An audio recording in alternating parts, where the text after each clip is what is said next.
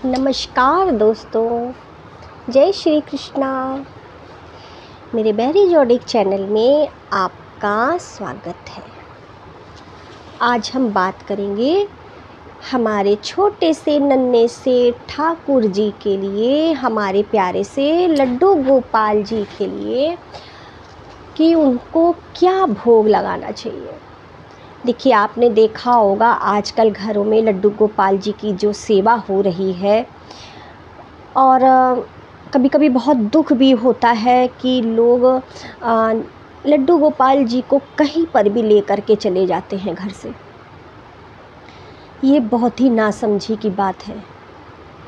मुझको नहीं लगता है कि ठीक है, हमारा एक संबंध होता है उनसे, और एक बच्चे का संबंध, एक दोस्त का संबंध, एक भगवान का संबंध, ये हमारे अपने भाव हैं उनके प्रति।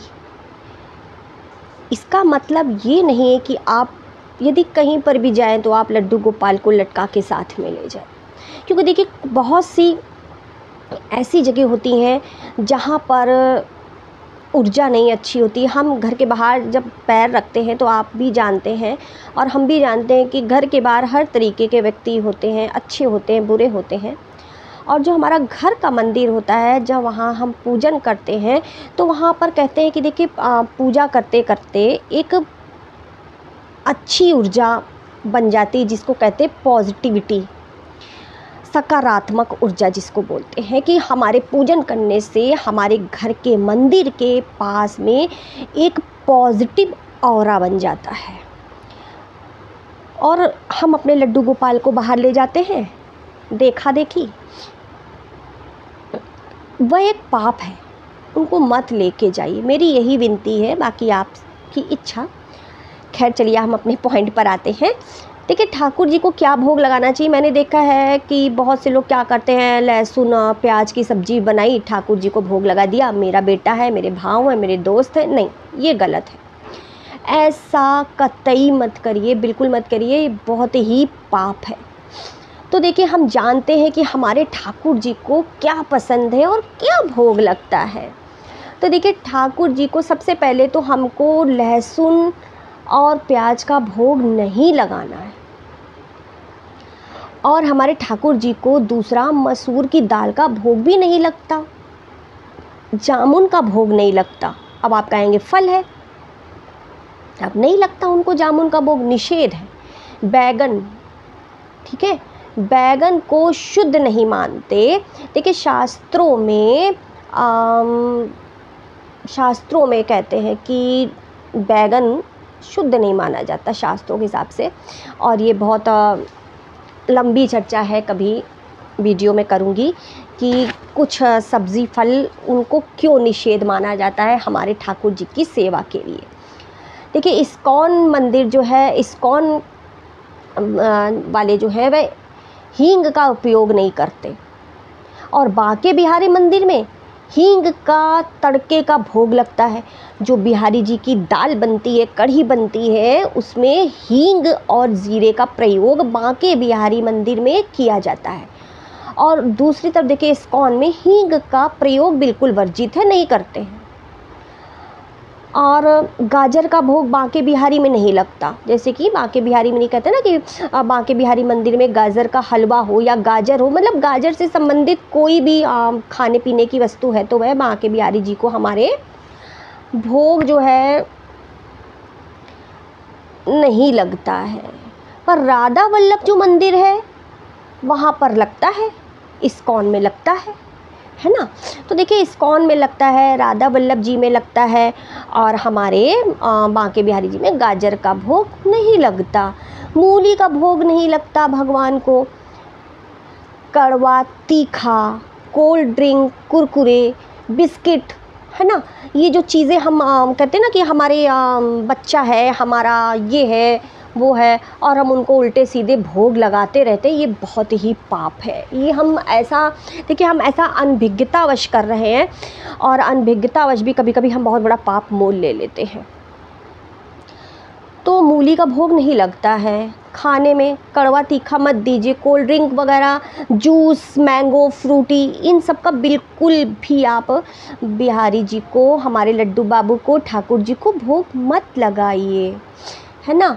उसके बाद अदरक का भोग नहीं लगता, मशरूम का भोग नहीं लगता, कटहल का भोग नहीं लगता, सोयाबीन की बड़ी का दाल का भोग नहीं लगता। बासी भोग नहीं लगाना चाहिए हमारे बिहारी जी को, हमारे ठाकुर जी को नहीं लगाना चाहिए। हाँ, आप सिल्वर लगी हुई मिठाई का भोग लगा सकते हैं, मगर वो भी देखिए चांदी ही हो। आजकल आपने देखा होगा कि चांदी ये जो वर्क बनता है ये भी कितनी गंदगी से बनता है और कितने गलत तरीके से बनता है, मैं कहना नहीं चाहूँगी अपने इस वीडियो में। और please I request you to all my जो लोग मेरा वीडियो देख रहे हैं, सो प्लीज़ बहुत देख सोच समझ के भगवान बांके बिहारी जी का, लड्डू गोपाल का आप लोग भोग लगाया करें, बहुत सोच समझ के। और देखिए बासी भोग तो बिल्कुल भी कतई ना लगवाएं। आप जो भी लगाएं साफ़ लगाएं, स्वच्छ लगाएं, ताज़ा लगाएं हमारे लड्डू बाबू को भोग। और देखिए जगन्नाथ जी को कटहल का भोग लगता है ना। और एक मज़े की बात और, एकादशी के दिन वहाँ पर चावल का ही भोग लगता है और चावल ही चढ़ाया जाता है। जबकि देखिए एकादशी में चावल वर्जित माना जाता है और कहते हैं कि एकादशी में चावल बिल्कुल नहीं खाना चाहिए, परंतु जगन्नाथ जी के मंदिर में कटहल का भोग भी लगता है और चावल मेन एकादशी के दिन तो अवश्य भगवान को अर्पित किया जाता है। कभी फिर चर्चा करूंगी अपने इस वीडियो में कि जगन्नाथ जी के मंदिर में चावल क्यों स्पेशल चढ़ाया जाता है।